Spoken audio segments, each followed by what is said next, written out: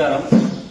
నిన్న హైదరాబాద్ లో వీరయ్య గారు మరి తెలంగాణ రాష్ట్రాన్ని సాధించి తెలంగాణ రాష్ట్రాన్ని మరి ఇంత అభివృద్ధి చేసినటువంటి మరి మాజీ మంత్రివర్యులు మరి తన్నీరు హరీష్ రావు గారిని ఆయన నోటికి వచ్చినట్టు మాట్లాడుతూ ఉన్నారు.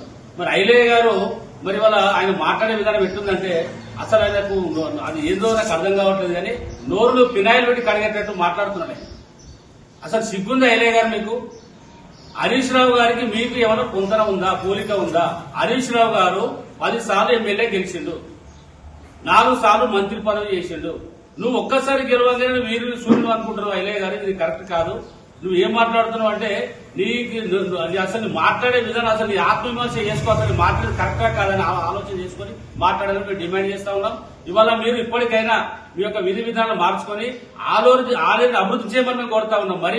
మళ్ళీ చెప్తా ఉన్నాం. నీకు ఆలేరు ప్రజలు నీకు 50,000 మెజార్టీ ఇచ్చింది, అభివృద్ధి చేయమని చెప్పారు తప్ప ఇతర పార్టీ వాళ్ళు విమర్శించి నేను ఇవాళ పెద్ద లీడర్ అయితే, నేను ఇవాళ కేసీఆర్ గారిని విమర్శిస్తే పెద్ద లీడర్ అయితే, రేవంత్ రెడ్డి దగ్గర మంత్రి పదవి వస్తుంది మెప్పు ఉందని మాట్లాడుతున్నావు తప్ప అసలు మాట్లాడే విధి విధానం బాగలేదు. నువ్వల ఎక్కడికి నుంచి వచ్చినావో అసలు కింది స్థాయి నుంచి నీ స్థితిగతులు ఆలోచించుకొని మాట్లాడాల్సిన అవసరం ఉందని తెలియజేస్తా ఉన్నాం. మా హరీష్ రావు గారు చేసిన తప్పేంటి? ప్రజలకు నీళ్లు ఇవ్వండి, కన్నపెల్లిలో మోటార్లు స్టార్ట్ చేయండి అని చెప్పడమే పెద్ద నేరమా? దానికి ఐలయ్య గారు విమర్శిస్తాడు. ఆయన ఏమన్నా గతంలో ఈయన సర్పంచ్ కాకముందుకు ఏమన్నా అయ్యా కోటీశ్వరుడు బాగా ఉన్నోడా? ఏమన్నా ఐలయ్య కూడా సైకిల్ ఎక్కి వచ్చినాడే, ఉప్పర్ పని చేసి వచ్చినా అన్నాడు, ఎన్నో పాలు మోసిన జీతం ఉన్నా అన్నాడు.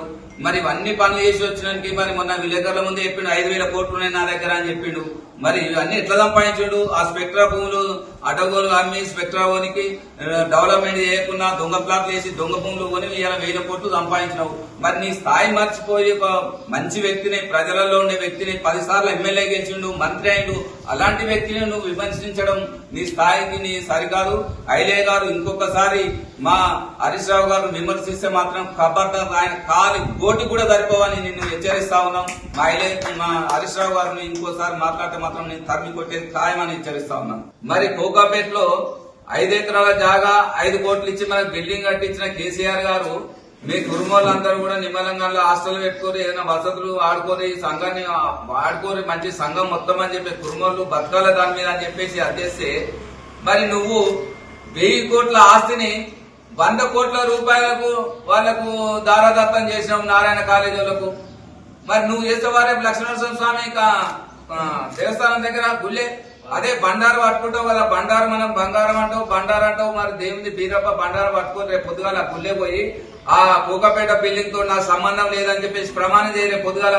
సిగ్గు శరం ఉంటే నీకు మనిషివి అయితే నువ్వు ఎవరిని ఎట్లా మాట్లాడినా అట్లే మాట్లాడు, కానీ ఎక్కువ మాట్లాడితే మాత్రం ఐలయ్య గారు నీకు మర్యాద ఇస్తా ఉన్నావు. ఇప్పటికి కూడా ఇంకా నువ్వు ఇక ఎక్కువ మాట్లాడితే మాత్రం మా కార్యకర్తలు నేను ఇన్స్పెక్టర్ ఊకోరని చెప్పేసి హెచ్చరిస్తా ఉన్నాం. జై తెలంగాణ.